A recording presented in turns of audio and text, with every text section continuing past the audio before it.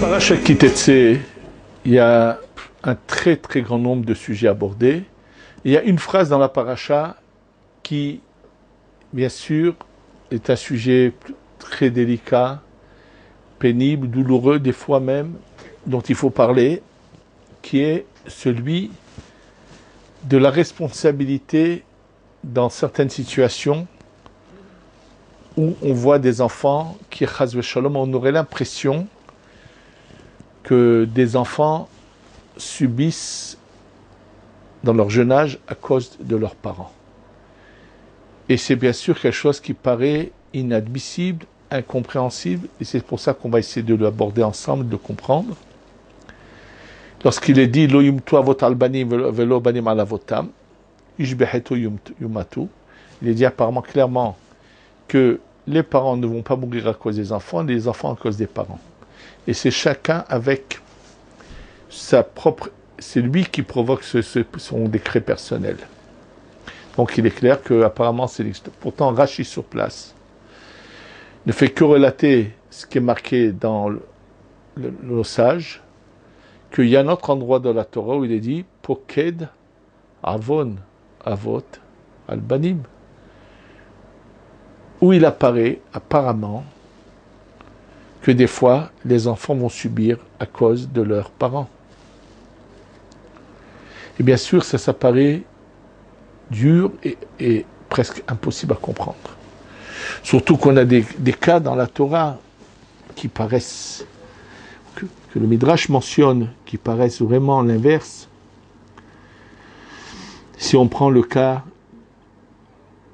du roi Shaoul, où lorsque les Givonim ont demandé la tête de ses enfants à cause de ce qu'avait fait Shaoul. Alors, on va essayer ensemble de comprendre tout cela. Et avant tout, je voudrais vous raconter ce qu'on dit sur le Ramchal Rabbi Chaim Moshe Lotzato. Selon toute évidence, il est enterré juste en face de Rabbi Akiva, à Tibériade. Nous savons qu'il a eu un parcours très, très tumultueux, où il a beaucoup souffert du mal que lui ont fait des personnages qui prétendaient représenter la Torah. Et comme c'était un jeune Mekoubal, combien il a été persécuté. Si ce n'avait pas été que lorsque on a montré ses écrits au Gaon de Vilna et qu'il en a été plus qu'en extase, qu'il a même voulu voyager, aller le rencontrer, c'était trop tard, il était déjà parti de ce monde, c'est lui qui est venu et qui a remis, comme on pourrait dire, les pendules à l'heure. Avant cela, malheureusement, à son époque, il avait bien sûr son Rav, son maître qui l'a protégé au maximum, mais combien l'ont persécuté, et il a tué dire quand même la Torah dans cette persécution, et tout ce qu'il a écrit, tout ce qu'il a laissé comme écrit, c'est dans les 40 premières années de sa vie, puisque à l'âge de 41 ans, le Ramchal est décédé, jeune, oui. Il était venu en Eretz Israël, apparemment il habitait Saint-Jean d'Acre à Arco. C'est là qu'il serait décédé, et il semblerait que c'est lui qui a demandé à ce qu'on prenne son corps et qu'on l'enterre à Tibériade en face de Rabbi Akiva. Il n'y a pas pour cela il n'y a pas de hasard, mais ce qui a été dit ensuite par certains grands tzadikim, étant donné que Rabbi Akiva a commencé et rentré dans la Torah à l'âge de 40 ans, et que pendant 40 ans, non seulement qu'il était loin de la Torah, c'est une période où les représentants de la Torah, il les regarde avec dédain, mépris, avec de la haine, et puis bon, jusqu'à qu'il a fait tchouva, nous savons que Rabbi Akiva est arrivé au plus haut sommet. Mais ces 40 ans, il fallait les réparer.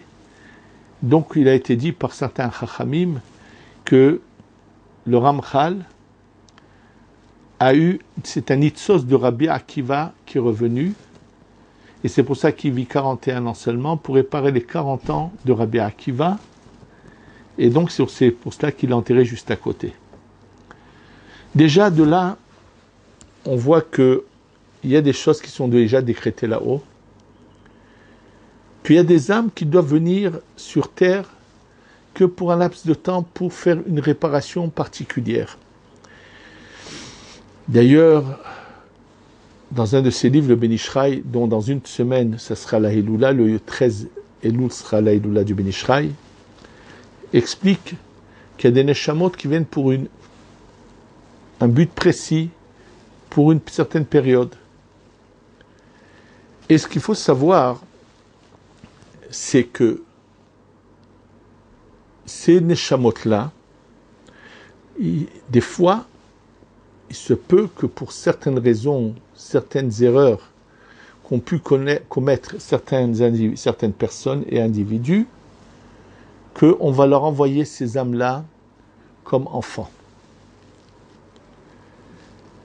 Et c'est ce qui expliquerait cette phrase de Poked Avon Avot Albanim, qu'apparemment les enfants vont payer pour leur père. Apparemment, je le dis bien parce que on va tout de suite expliquer comment il faut comprendre cela et ne pas le comprendre textuellement, ce qui est stupide, ce qui me rappelle qu'une fois, j'ai rencontré quelqu'un qui avait un enfant qui avait des problèmes, malade, et donc pour compris pour son enfant, et il m'a dit qu'il avait vu un soi-disant kabbaliste, je ne sais pas qui c'était, Baruch Hashem, qui leur a dit « Ah, le malheureux, il paye la faute de ses parents. » Ça m'a outré, choqué, d'entendre de telles bêtises qu'a pu dire quelqu'un qui prétend représenter la Torah. Alors j'ai dit, bien sûr, avec moquerie aux parents de cet enfant, je leur ai dit peut-être que ce monsieur que vous avez vu, il est monté au ciel et il l'a vu. C'est pour ça qu'il a dit ce qu'il a dit. Je leur ai dit, moi je ne suis pas monté au ciel. C'était de la moquerie pour tout simplement dire que celui qui n'était pas là-haut, même s'il était là-haut, qui dit que Dieu va lui montrer ce qu'il fait. Donc c'est des inventions, des bêtises qui ne tiennent pas du tout la route. C'est-à-dire qu'en réalité, de toutes les façons, il y a des âmes qui ont un but précis, comme je parlais du cas du Ramchal, il devait venir vivre que 41 ans et pas plus. Il y a des cas d'enfants qui, normalement, ont une mission à faire et ils doivent partir jeunes. Dans ce cas, quel rapport avec l'attitude des parents? En réalité, c'est que tout simplement, ces âmes, quand on les envoie chez ces parents qui ont commis des erreurs, c'est parce que si les parents, après avoir commis des erreurs, font une vraie teshuva, une grande teshuva, ils pourront changer le décret qu'il y a sur cet enfant. N'oublions pas que nous ne sommes pas fatalistes. Nous, ce que l'islam dit, cette stupidité de maktoub, ça veut dire c'est écrit, il n'y a plus rien à faire, c'est quelque chose qui n'existe pas dans le vocabulaire du judaïsme. Nous sommes en mesure de changer tous les décrets. Chacun peut changer les décrets. Je vais vous rappeler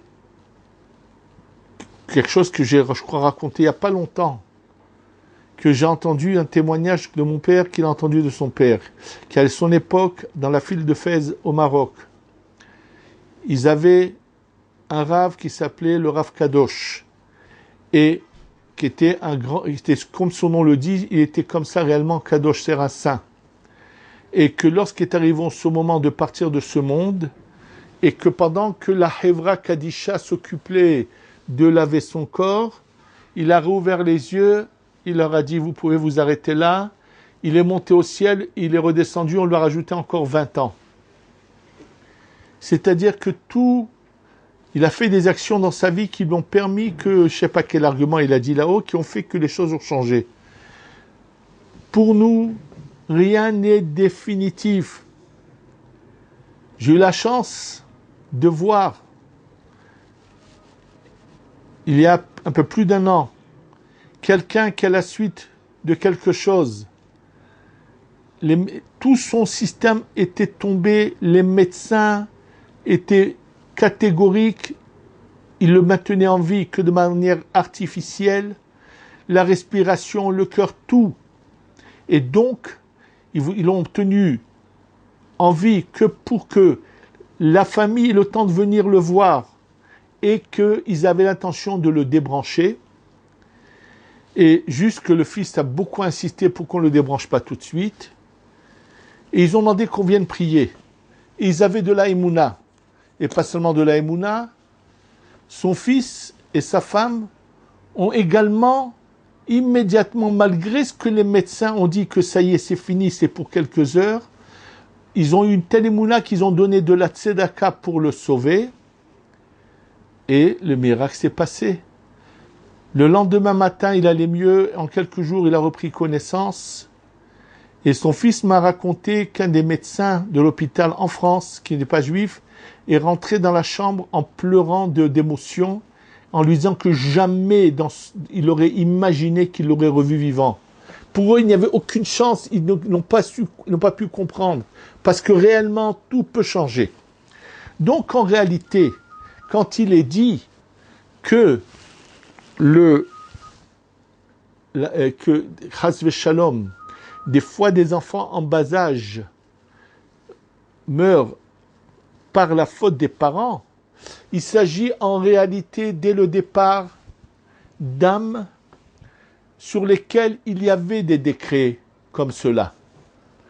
Et les parents, on leur donne à des parents qui ont un lien avec cette neshama, et en réalité ce qu'on leur demande c'est de faire teshuva et de changer le décret de cet enfant. Et que si malheureusement ils ne font pas teshuva, le décret restera en place. Et pour cela, je vais vous rappeler une des histoires qui sont mentionnées avec Eliyahu Navi. Il y avait un couple sans enfants qui vivait pauvrement. Le mari avait un lopin de terre qu'il labourait avec ses bœufs, et de ça, il vivait d'une manière modeste, mais de quoi vivre. Mais des gens avec de la valeur, des gens qui aimaient Hachem, qui aimaient la Torah, qui aimaient les Chachamim, qui avaient vraiment des qualités.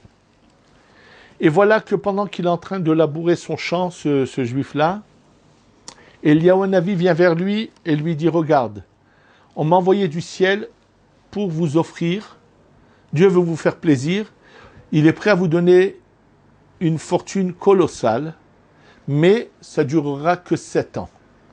Et après 7 ans, cette fortune s'en ira.